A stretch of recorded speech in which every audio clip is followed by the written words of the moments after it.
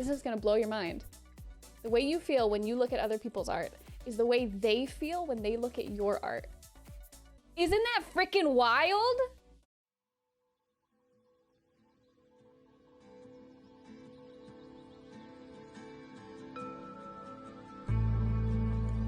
This is part 2 of our creative motivation course, and I mentioned that we are going to be talking about confidence and how to build confidence that leads to success. And I wanted to open today's conversation by saying that anybody can be creative. And I feel like there might be some folks that are like, no, no, but I wholeheartedly believe this. But it's the times when you feel like you are not a creative person or you can't be creative that you start feeling demotivated. You start feeling like, what's the point? I want to quit. I'll never be as good as, or I'm not as creative as whoever. Has anyone felt that before? I have.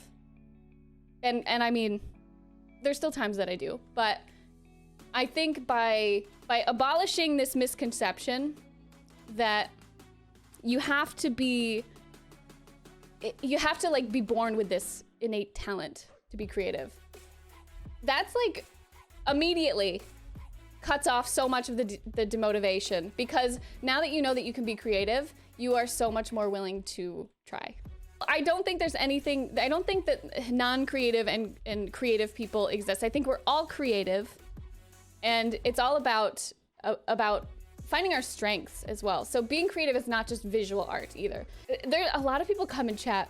Like when we get raids, I like to ask, people coming in chat, if you feel like a creative person, like what do you do? What do you do that's creative? And a lot of times, I mean, maybe this is just because I'm a visual artist, a digital artist, where people come in and they're like, well, I do this. It's not art, but I do this. Does this count? And I'm like, yeah, like 2D art is not the only way to be creative.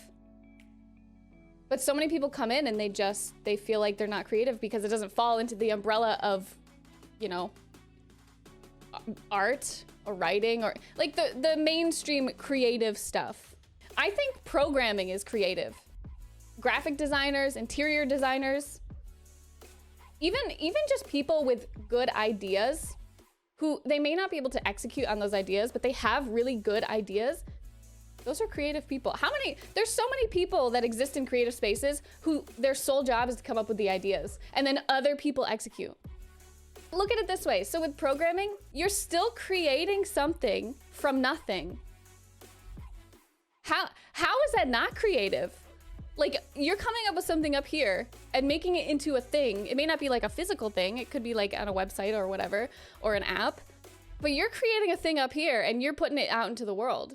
That's creative. You don't have to be an artist to be creative. So as long as you are creating something from an idea or a vision and you're pulling it from your brain and putting it out into the world, I think you're creative. Whatever the result, I think you're creative. But most people won't try because they have been told, or for some reason, they think they're not creative.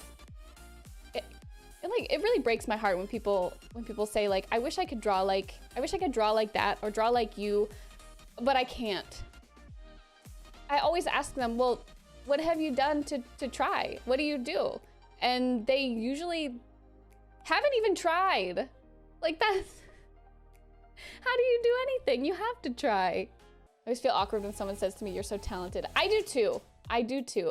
But the way that I look at it is like, so if someone tells me I'm talented, there's a good chance that they don't know the difference between, like to them, talented means you're so good at this thing that you're doing. That's like what a majority of people are saying when they say you're talented.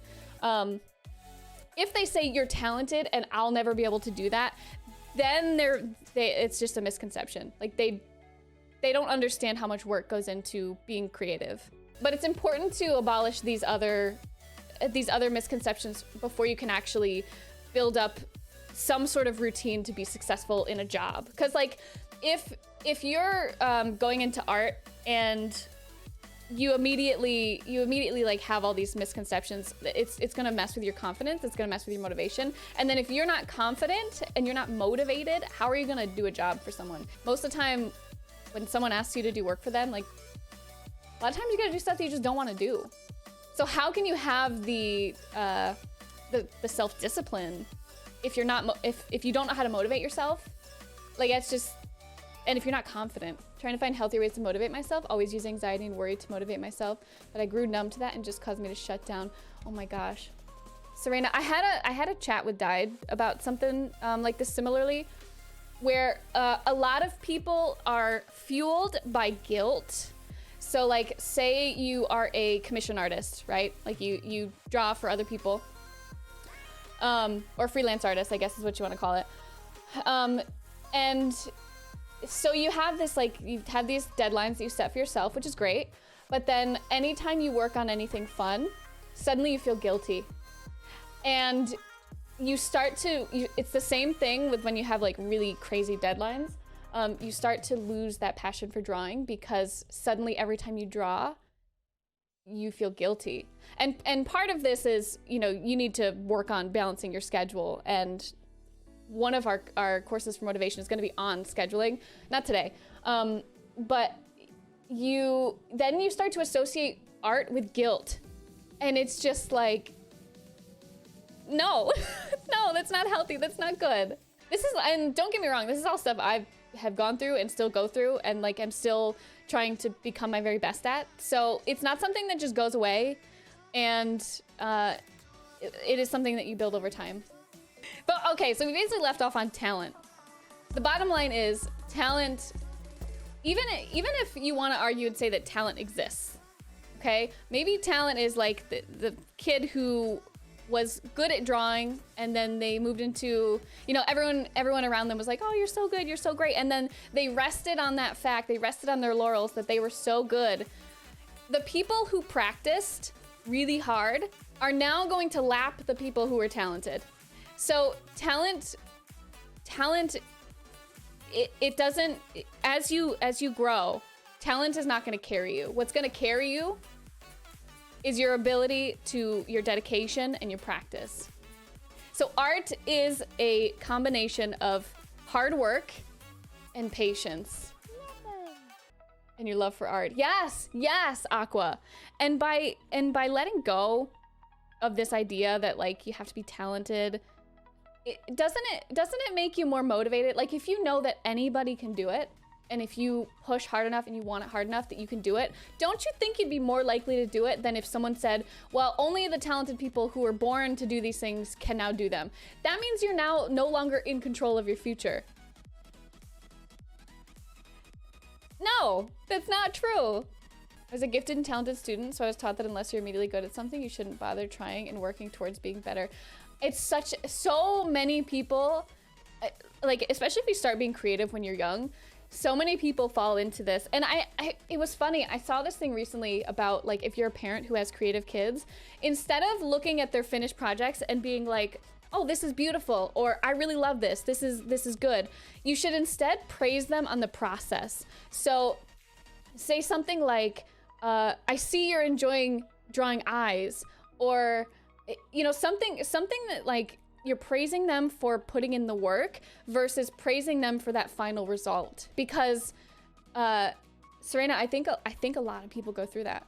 But like, and you know, parents don't say those things on purpose, but like, by praising the wrong thing, it makes the child think that that's the important part, not the process and the growth. Seeing that post about, you know, encouraging the process versus encouraging the end result, it kind of hit home with me because I had lots of people tell me that as well. And like, even now, like people say like, oh, this is really good. But like nobody's sitting next to me during the process saying like, you're nailing it, you're doing a good job. Or like, you're working so hard. I'm happy you're working so, like no one is sitting beside me. So sometimes we have to be that person. We have to be that person celebrating our victories along the way. See, I was blessed with no talent. Oh my God, retribution, me too. If you've ever seen my art from like, even when I was 18, oh God, it was so good. Compared to what I do now, it's like night and day. But imagine how much art you can create unabashedly by not being demotivated by what other people are creating. Because like if you think about it, I think a lot of times the reason we don't create is because we see someone else doing it better and we're like, I can never do that. And then that like kills your joy. And even if you can't see that, maybe you get a little overconfident in your work, but think about how much work you'd make. Like how much you'd paint, how much you'd enjoy it. Because when I was a kid and I was drawing, I don't remember, I didn't like look at a ton of other art, but I don't remember getting like super overconfident. I just remember being like, ooh, they like my stuff. I want to paint more. And then I would just draw more. Being the one yourself who will defend you, support you. Yes, be on your own team. So in our first course, we said something along the same lines. Don't let good or bad feedback affect your reaction or your output. And I know it sounds weird because like normally, you know, if we hear good feedback, we're like, yeah, we're doing it right, keep going. But if you rely on that too much, then it's like, it's the other end of things where if that goes away, suddenly you're like, well, why am I doing this anymore? And that shouldn't be what motivates you. Programmers will look at other code to learn how they solved a problem. Learning from others is an everyday task. Yeah. Sean, learning how to do it objectively, taking the emotional aspect out of it is, I think that's the best way to grow. There are so many opportunities right now. You just have to reach out and take it. Isn't that inspiring? Like, you are entirely in control of your future. Today, you can choose to take a step forward or to take a step back. Or maybe you don't move at all. But that's a choice. When you see artists half your age doing better than you, how do you push through those insecurities? Sprout, everyone's on their own path. So you have to look at it this way. Younger generations, they have access to things that we didn't, right? Sprout, I'm not sure how old you are, but if you're around my age, I'm 28. So if you're around my age, you know that, you know, when we were kids, like I didn't have access to tutorials on YouTube. There were art books, but like those cost money, which I didn't have as a kid. So all I had was me. And occasionally, you know, if I got a book for Christmas or whatever, we didn't have access to all that stuff. So the younger generation is on a completely different path, and maybe they're a little bit further along because they had access to this stuff, but that doesn't mean that they're gonna keep going forever, and it also doesn't mean that your journey is invalidated. Everyone's on their own journey, and you have to remember that your journey is individual, and you will end up where you're supposed to end up, but you have to trust in the process, you have to love what you're doing, and you have to keep going. So I always find it hard to believe that people actually like my work when there's so much awesome stuff. Oh my God, Chor, the amount of times I ask myself in a day, even just like the question of like, why do people like me? Cause like, I don't know where that comes from. Maybe those are just intrusive thoughts, but like the amount of times that I'm like, why do people like me? Why do people like my art? But the way that other people see you and see your work is so different than the way you see it. It is so different. So just remember, like, think about it this way. When you're looking at someone else's art, how do you feel? Like, maybe it's your favorite artist ever, okay? So when you look at their art, what do you feel? And tell me. And remember that the way you feel when you look at other people's art, this is gonna blow your mind. The way you feel when you look at other people's art is the way they feel when they look at your art. Isn't that freaking wild? So stop looking at your art from your vision and start looking at it how other people would look at yours, or how you look at other people's art. But basically, so to like reel us in here, okay?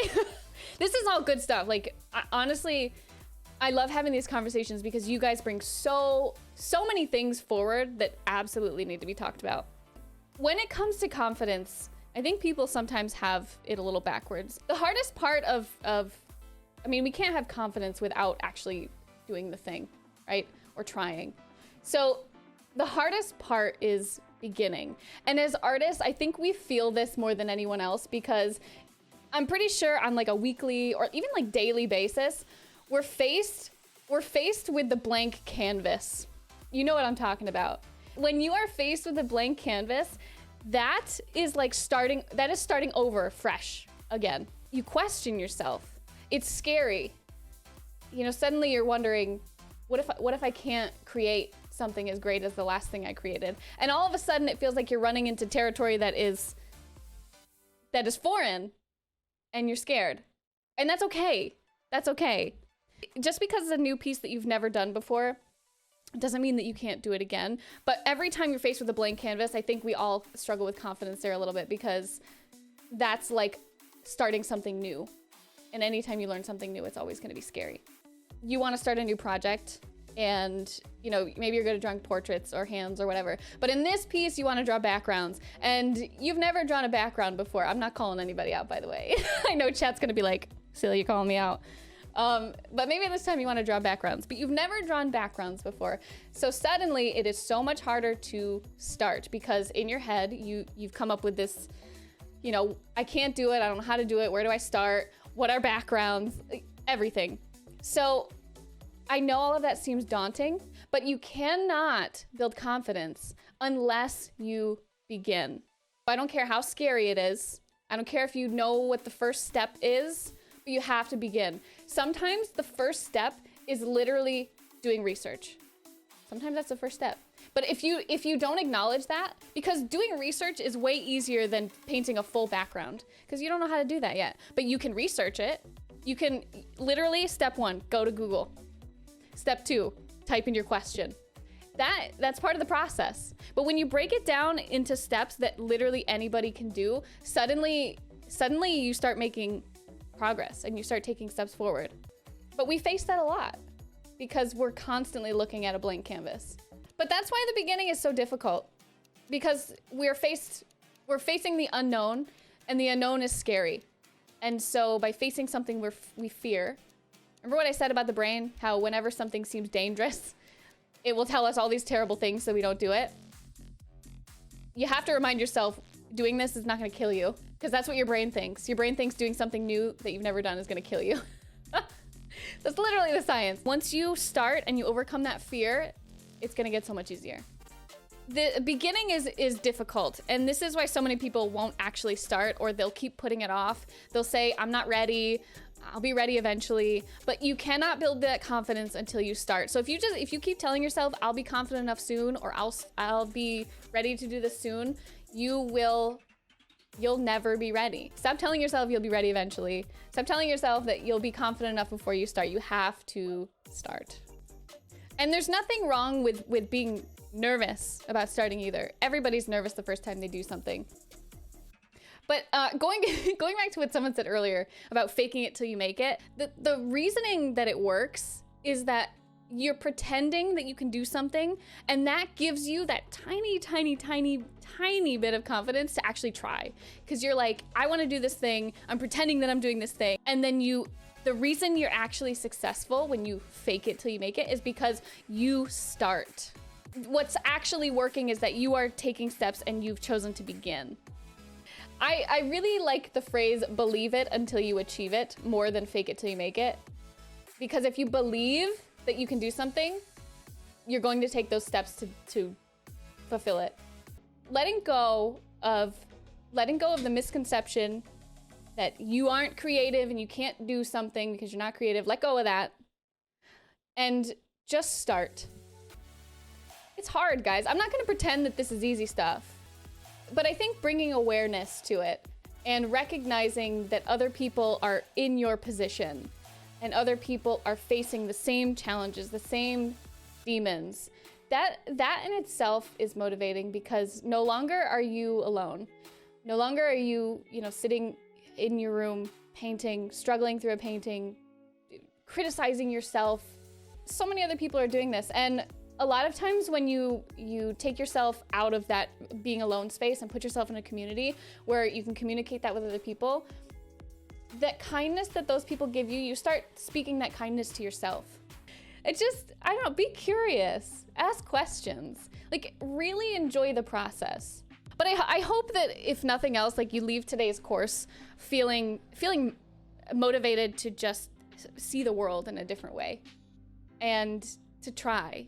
And if you're still kind of stuck, maybe it motivates you to look inward a little bit and find out what is it that's stifling you? What is it that you're afraid of? And then by asking yourself those questions, you're able to find solutions. I know that, this is all about baby steps, and it's all about, once you start, like, how do you stay confident? Because that's hard. So I like to call this using your training wheels. I think most people can relate to this because most people have ridden a bike before in their life. If you haven't, I'm sorry, this might not be relatable, but I'll explain it anyway. If you've rode a bike before, most people start with training wheels.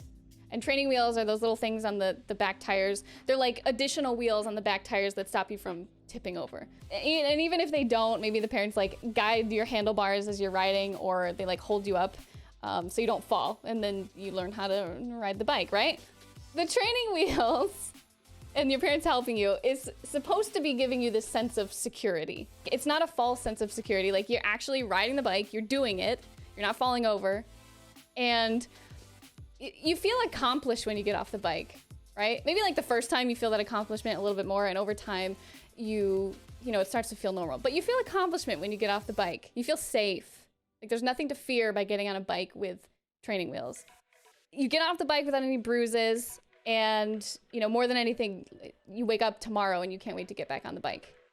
I think we know this feeling. You know what it feels like when you drive over pavement, when you're riding in grass, when you hit a bump, like, but it's safe. You don't fall. And so after doing this for a little while, you know, you wake up one day and maybe you had siblings. I had siblings growing up. Maybe I had siblings, and then one day you wake up and you see your brother riding his bike without training wheels. And more than anything, you want to be just like him. But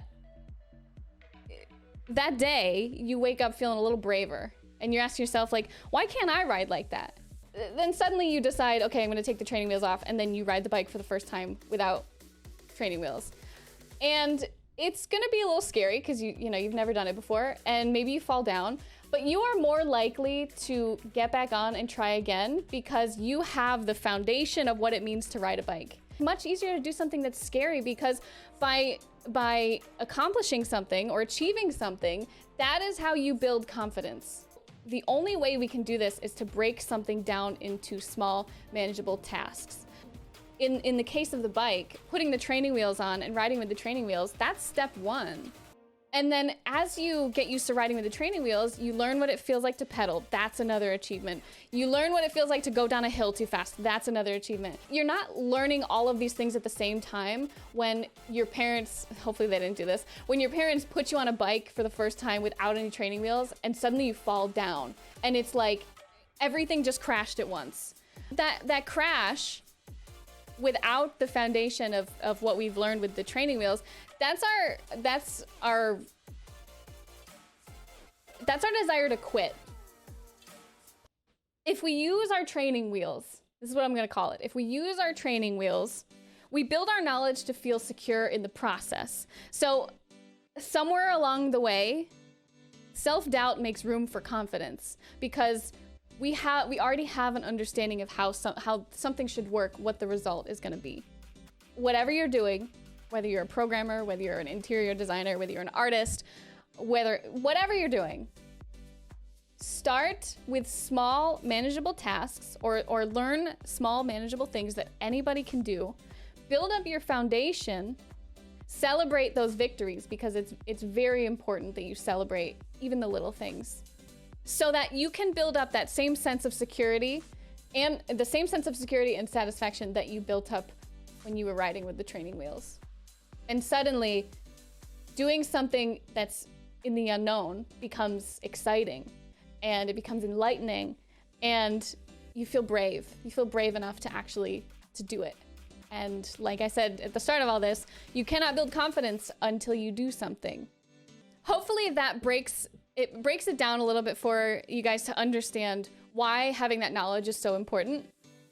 Now, when it comes to your training wheels in art, I want to talk about that. So basically, it's what I mentioned, breaking things down into small tasks, but we can go a little bit deeper with this. Education and application are your training wheels in art. But I don't want you to get stuck in the loop of practice, practice, practice. And we mentioned this in the last Monday stream too. Because then you get overwhelmed, and you feel kind of like you lose your purpose. Like, why are you studying so much if you can't actually draw the things you want to draw? So I want you to start creating projects. Whatever you do, I want you to start making those things from start to finish And when you find yourself asking questions along the way, you know, like how to render a nose or how do I paint trees or whatever it is you're doing, I want you to stop and study. So we're not giving up on the project. We're acknowledging that there's something that we have a weakness in, and then we are pausing, which everybody can do this. We are pausing, and then we are making the choice to study that particular thing. Do this anytime you have a question. And if you're the kind of person who, when you get in the zone with painting and you feel like if you stop painting, it like disrupts your flow, just write the question down and then go research it later. You can do that too. That's totally fine. But the point is, you don't give up on the project. You just take a little break and come back to it with new knowledge. That basically sums it up. Use your training wheels, break things down into steps that are easy to digest, steps that anybody could do, and make sure you celebrate your wins and learn from your failures, because that's what failures are meant to do. They're meant to teach you. So learn from your failures and just keep moving forward. And if you do this, you're gonna build a solid foundation of confidence that's gonna keep you curious, and it's gonna keep you excited about trying new things. But when our confidence slips, that's when we start to really struggle. And then that's when you end up in bed at like midnight watching TikTok for 3 hours, eating chocolate instead of doing what you're supposed to be doing. That's what happens when your confidence slips. So don't let yourself fall into that trap. Take it easy with this stuff. Go easy on yourself, and remember, it takes time. And as somebody who is just like big ADHD brain, if I can do this stuff, so can you. Like, I swear to God. So don't feel discouraged if you've had a really hard time with this. I want this course to set you up for building a better foundation. So we'll eventually get to the planning side of things and how to stay on schedule and how to actually keep going. This stuff is really foundational stuff. A lot of it is like how you talk to yourself, how like understanding why you do what you do. But you guys can do it, and we can do it together. And that's why I wanted to do this course. Like that, because I wish I had somebody holding my hand through this, because it sucked. And so we're almost done with the course. I wanna actually give you guys an exercise to use if you're alone and you feel stuck. And this was like the part of the course I was most excited about, because I know so many of us are gonna relate to this. How many of you have an original character that you love, or maybe like a character from a TV show that really inspires you? I feel like this is all of us. Like as artists, I feel like we have way too many.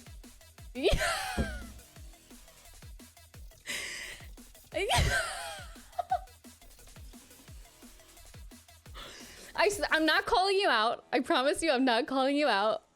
If you have too many, I'm not calling you out. There is a method to this madness, I promise you. Maybe you have a lot of characters, but think of one that really resonates with you, and one that kind of like when you think of your OCs, what is the first one that comes to your head?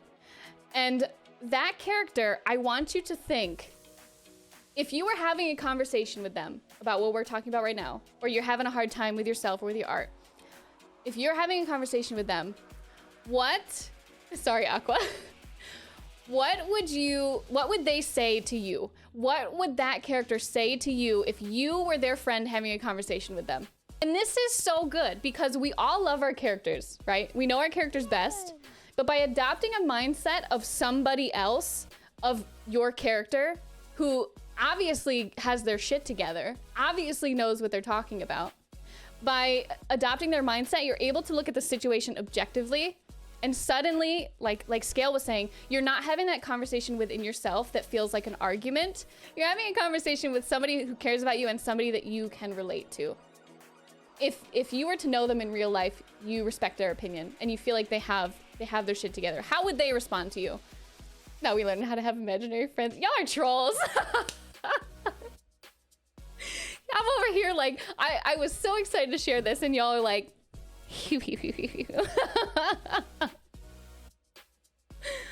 oh, chat, you're all banned. Get out. But for real, what would that character say to you in your moment of self-doubt? You can Okay, all right. Here we are trying to be motivating. You know what? You guys do you. I'll keep talking to my imaginary friend like a little freak. Anyways, that's how I wanted to wrap this up. I want you guys to try and look at your situation objectively, and I really do think it would help if you pretended to be a character or somebody that you would look up to. That's the bottom line. All your shit posting and trolling in chat aside, I think that's a really good way to tackle it. How are you guys feeling after this confidence course? What are your thoughts? What are your thoughts between how you were feeling before the course, before today's talk, and how are you feeling now? And I'm here for you guys. You know, if you ever want to talk about this stuff in Discord, I will not shut up about it. You know, we have a channel in the Discord that's based around the creative motivation courses. So if you guys want to chat about this more, hop in the Discord for sure. If you want to get closer one-on-one and talk more about this stuff, like on a you and me level, I do have mentorship courses over on Patreon if you want to check those out. And the spots are limited, but you know, I could go on with this stuff all day. I wish I had the time to be honest. That will wrap up our segment. If you guys want to hang out and chat for a while, I think I'm gonna do that. Maybe we go watch the YouTube video. What do you guys say? But the next segment on Monday is going to be about prioritization and what I call the list. I'm not gonna say anything else other than that.